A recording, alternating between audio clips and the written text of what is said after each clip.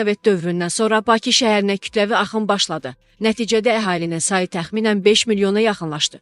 Bu normadan 2-3 dəfə çoxdur. Bu sözləri Dobalevov Aza açıqlamasında sosioloq Elçin Bayramlı bildirib. Onun sözlərinə görə son dövrlərdə aparılan xaotik və sürətli tikintilər paytaxtı yaşanmaz hala gətirib. Təkcə yağışlı, qarlı havalarda deyil. Adi vaxtlarda da Bakıda nəqliyyatın hərəkəti mümkünsüz vəziyyətdədir. Avtomobili idarə etmək yaxud saxlamaq imkanı yoxdur. Su boruları, elektrik naqilləri, qaz xətləri maksimum gərginlikdə işləyir. Ölkə əhalisinin yarısı burada cəmləşib.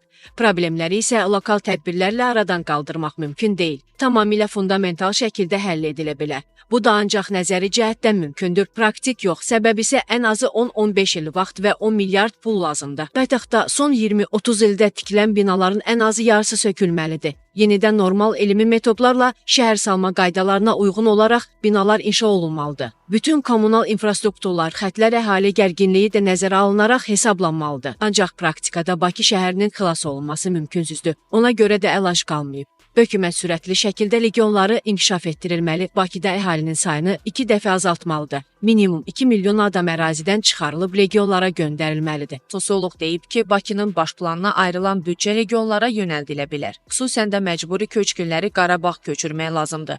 Bununla heç olmasa gərginliyi azaltmaq olar. Artıq Bakı bir şəhər kimi öz funksiyasını itirib. Nə nəqliyyat, nə kommunal sistemi düzgündür, nə də yaşayış məhəllələri normalara uyğundur. Bir neçə gün davamlı yağış, qar yağsa Bakıda vəziyyət faciəvi həddidə keçəcək. Yəni keçən günkü hadisə hələ yüngüldür.